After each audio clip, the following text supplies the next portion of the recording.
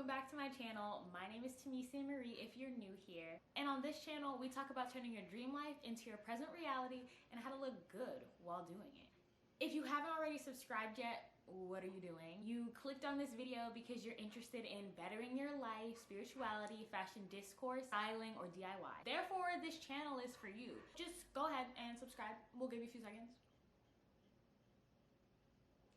Okay, great. Now let's get into today's video. If you see me looking down, it's because my notes are on my phone and I don't want to miss anything. So while we're talking about manifesting, let's just manifest me getting a Casetify brand deal. Like, can you just imagine like my own little Casetify collab and I'm like, hey guys, I'm doing my notes, like manifest that for me. Let's do this together. So what is delusional optimism and where have we seen it? There's a TikToker named Kiara Lewis. She made a video that went viral about being delusional and kind of just like shooting your shot. I'll insert the original video if you haven't seen it yet. Delusional. Fuck what everybody talk about this whole be real. So a ton of people have stitched this video, shared their stories about when they were delusional or like when they shot their shot and like how good things worked out because of it. As well, Lil Nas X won some type of award and he referenced Kiara Lewis. He was like, I saw this TikTok and the girl was saying like be delusional, so that's what I'm doing, and you know that's what I feel like I've done. This is his award speech right here. A few days ago I was scrolling on TikTok and there was this girl and she was like, you guys should be delusional. She was telling everybody that they should be delusional, and that didn't make sense to me. And then I thought about it, and I wouldn't be where I am right now in my life and career if I weren't delusional. And outside of TikTok, there's been some videos that I've even seen on YouTube about being delusional, and those were made a few years back. Although I'm not the first person to come online and talk about being delusional, I feel like I am a person who has been delusional from the get-go, and it has essentially changed the course of my life. If you ask any of my friends, they're like, you are the most delusional person I know. Like, you live in outer space, like you live in a rocket ship, like you do not live in reality. And because of that, I feel like I've manifested a lot of amazing opportunities for myself. Like, I've won scholarships to go to private universities since I was in middle school. So from middle school through college, full ride or very close to full ride. I manifested corporate jobs, I manifested internships, like I manifested this apartment that I'm living in right now, and I'm living in San Francisco, which is a really expensive city. So how was I able to make that work? I manifested and I trusted in God. I want to talk about what delusional optimism is and how you can use delusional optimism in your own life to unlock your full potential. So in my opinion, delusional optimism is a mindset as much as it is a lifestyle. You have to think and you have to act. You have to believe and you have to do. As a mindset, you are irrationally optimistic about all the opportunities that you want out of life. So nothing is out of your league, nothing is off limits, everything is within reach.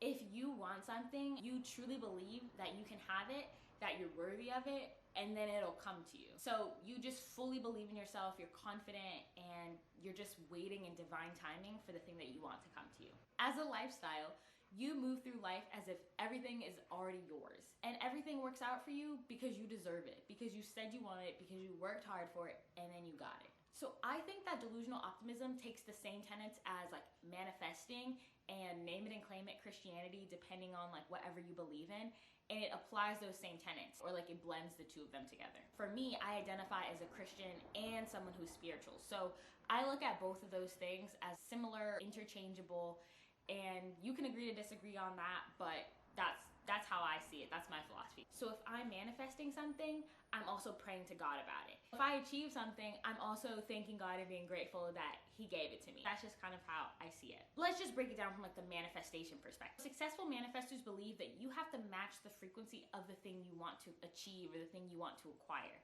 So you have to fully believe in your heart and just like throughout your whole being that you are worthy of that thing, that thing is coming to you, that you can see it, and that's how you'll be able to manifest it. Part of that is visualizing. Visualizing is super key when it comes to manifestation. You have to be able to see the thing that you want so clearly in your mind, almost like using your full 5 senses to visualize this thing.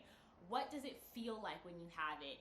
What does it smell like? What does it taste like? What does it sound like? Like, all these things are gonna help you ground your manifestation to be so clear in what you want that it'll help you achieve it. So after you visualize it, you can clearly see it, you act as if this thing is already yours. That's the key. because you want to match the frequency of the thing, and when you match it, that means you have it. If you move through life as if you don't have this thing, you're trying to overcome all these obstacles, you're actually operating at a frequency of lack. You lack that thing, and so now your focus is on, what's it gonna take for me to get this thing? Instead of, I have it, I'm really grateful. So it just is a difference in frequency that you're operating at, and you wanna be operating at the frequency of what you have it already. So let's try and break that down with a clear example. You wanna move to New York after you graduate school. You don't have a job, you don't know where you're gonna live, like you don't have any of those things, but you know that New York is calling you. You just feel it in your spirit. What is the job that you want? Maybe make a list of a couple jobs that you can see yourself at, or if you already know which one you want, that's even better, so you can get really, really clear in your manifestations. Where's it located in the city? Are you friends with your coworkers? What do you do on a day-to-day basis? Those kinds of things. What borough are you in? Are you in a high rise? Are you in a studio, a one bedroom? Do you have a roommate? All these things will help you really get clear on your manifestation. And then kind of think about like the lifestyle that you want to live. Are you somebody who's going to go out like multiple times a week? Are you somebody who's going to try new restaurants? Do you like going to art galleries? Are you a local, like your bodega down the street? Or do you like going to the coffee shop uptown? Whatever you want, put that in your manifestation, put that in your visual, because it's gonna help you be really, really clear about seeing New York as a place that you can live in. When you're starting to work on actually achieving those things, you know what you're striving for, you can create clear steps to get there. That's how you can think about it from like a manifestation perspective. So let's talk about it from like a Christianity perspective. So growing up, name it and claim it Christianity was really popular because we're going through like the 2008 recession, and a lot of people lost a lot. They lost jobs, maybe foreclosing their house, just a lot of depression. And so I feel like name it and claim it Christianity maybe became popular around that time. You basically were like depressed in reality, so you put all your hope and your faith in God and in your religion to help you get through it, and there's nothing wrong with that. But I feel like name it and claim it Christianity focuses more on the mindset aspect than it does the lifestyle of being a delusional optimist. With the mindset of name it and claim it Christianity, you tell God what you want and God will provide it. God, I want a new house. God, I want a new car. God, I want a new job. And because I said it, it's mine. I named it and I claimed it. And then you don't do any of the work that comes along with getting those things. You're not saving for a down payment. You're not revising your resume and cover letters to go get these things that you want. You're just sitting there waiting for God to give it to you, when God has said you have to be putting in the work. Like, God is not a gift granting genie. You can talk to God about what you want, but he's still gonna look to you to do the work. If you are a good shepherd over the small things that God has already given you, then he'll be able to bless you with more, because he knows that you're gonna be responsible. He knows that you're gonna be diligent and consistent in maintaining and keeping the things that he's given you. I just wanna make a disclaimer about both of these things. Whether you're thinking about it from a manifestation perspective or from a Christianity perspective, what's meant for you will not miss you, and divine timing matters. So let's say you want this new job, you're manifesting, you're working towards getting it, get rejected from the job, or they never call you back. Like, that job wasn't meant for you. And there's a reason why that job wasn't meant for you, but you had tunnel vision and you wanted it so bad, but there are things that God saw, or the universe saw, that it wasn't for you. It was gonna bring you harm in some way, or there was some consequence that was gonna come from it that you just couldn't see. Some things that you want really bad just might not be meant for you because you deserve better. So when you're manifesting, when you're praying, leave room for God to do his work. Leave room for the universe to work out whatever is going to work out for you, because you might be qualified for something bigger and better than you can even imagine in your own life. And I know for me, after I graduated college, I really wanted to move to LA. I told everyone I was moving to LA. I didn't have a plan, didn't have a job. I was like, I'm moving to LA though. God did not call me to move to LA. I called myself to move to LA, and I never moved. I ended up in San Francisco. That's where I am right now. So it's just one of those things where it's like, I could get into that LA story if you're interested, because I was putting in the work to move to LA, and ultimately I was just not called to move to LA. That was an eye-opening experience for me. Something bigger and better was waiting for me that I couldn't see because I had tunnel vision about LA.